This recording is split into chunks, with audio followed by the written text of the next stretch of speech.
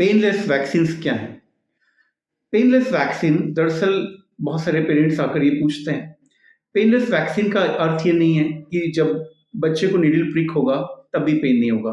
Needle prick का pen बच्चे को अवश्य होगा, हल्का होगा। नीडल क्वालिटीज आजकल अच्छी आ गई हैं तो हल्का पेन होता है। तो फिर ये पेनलेस क्यों कहलाते हैं? दरअसल एक जो डिफरेंट वैक्सीन आप सुनते हैं उनमें से एक वैक्सीन है डीपीटी, जिसमें कि पर्ट्यूसिस नाम का जो कंपोनेंट होता है उससे बच्चे को लगने के बाद, इंजेक्शन लगने के बाद भी काफी दर्द और बुखार होता है। तो उसी पर्ट्यूसिस वैक्सीन को जो उसमें जो तत्व जो होता है, जो फिलामेंट्स होते हैं दर्द और इन साइड इफेक्ट्स के लिए जिम्मेदार बुखार के लिए, उनको प्रोसेस करके अलग कर दिया जाता है। तो इसको ए सेल्यूलर पर्ट्यूसिस वैक्सीन बोलते हैं। तो ए सेल्यूलर पर्ट्यूसिस, पर्ट्यूसिस आप पूछेंगे क्या है? पर्ट्यूसिस हुपिंग कॉफ, कुकर खांसी का वैक्सीन है, जो कि डीपीटी वैक्सीन में D for diphtheria, P for pertussis, T for tetanus ये होता है। तो डीपीटी में जो पी है ना, वो पी पर्ट्यूसिस वैक्सीन पेन और उसका जिम्मेदार होता है बुखार का। तो उसमें से ए साइड इफेक्ट के तत्व को हटा दिया तो ए सेल्यूलर पर्ट्यूसिस बन गया। इससे बुखार और दर्द नहीं होता। इसे बेसिकली पेनलेस वैक्सीन बोला जाता है। इतना सिंपल है, ठीक है। क्योंकि ये प्रक्रिया कंपनीज को बहुत इसके लिए रिसर्च और बहुत सारा कुछ इंस्ट्रूमेंट्स और वो सब टेक्नोलॉजी लगती होगी, तो ये जो ए सेल्यूलर पर्ट्यूसिस जिन वैक्सीन में होता है और पेनलेस करके जो इनकी ब्रांडिंग होती है, ये इसलिए महंगे होते हैं, ठीक है। गवर्नमेंट में पेन वाले मिलते हैं, ओके, सेल्यूलर वैक्सीन मिलते हैं, क्वालिटी वाइज उतने ही अच्छे हैं, उतने ही इफेक्टिव है। लेकिन प्राइवेट सेक्टर में ए सेल्यूलर मिल सकता है आपको, कॉस्ट क्योंकि इनकी ज्यादा होती है। आजकल पेंटावेलेंट और हेक्सावेलेंट रूप में मिलते हैं। पेंटावेलेंट मीन्स जहां पर 5 डिफरेंट बैक्टीरिया वायरसेस के कंपोनेंट मिले हुए हों। हेक्सावेलेंट मतलब 6 मिले हों, तो बच्चे को कम प्रिक में लग जाते हैं।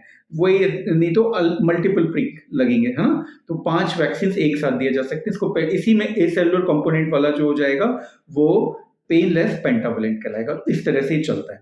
अब आप कुछ वीडियोस मेरे पास आजकल, ये बड़ी मुसीबत है कि कुछ डॉक्टर्स के, पीडियाट्रिशियन के वीडियो जिनमें कि बच्चा बिल्कुल नहीं रो रहा, हंस रहा है, डॉक्टर भी हंस रहा है, और वो लोग पूछते हैं कि इस तरह का कौन सा वैक्सीन होता है या किस तरह, ये क्या इंजेक्शन टेक्निक है।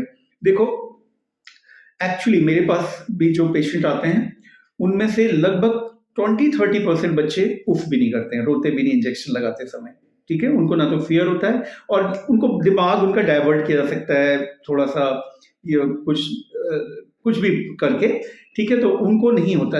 अब मैं यदि इनके 20% के वीडियोस बना लूं, खूब सारे वीडियो बनाऊं, सबके बनाऊं, हर पेशेंट के बनाते जाऊं, और उनमें से एडिट करके सिर्फ उनके रिप्रेजेंट कर दूं आपको, जो रोए नहीं, तो आपको लगेगा कि मैं जितनों को वैक्सीन लगा रहा हूँ वो सब नहीं रो रहे हैं। ऐसा नहीं होता।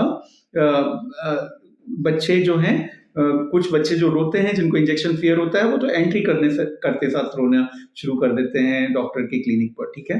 तो ये इस पर मत जाइए। हाँ, दूसरा, कुछ आजकल नीडल टेक्नोलॉजीज आ गई हैं, लेकिन वो प्रचलित नहीं है अभी और उनमें कॉस्ट इफेक्टिव नहीं है।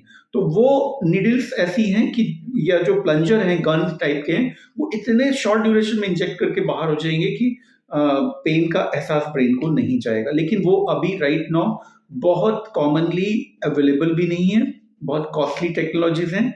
लेकिन जो नीडल और सिरिंज से इंजेक्शन लगाए जाते हैं उसमें दर्द होता है। आप बच्चे को डाइवर्ट करके, बुद्धू बना के, यस, उसको बिना रुलाए लगा सकते हो, दैट्स ट्रू, बट सभी को नहीं।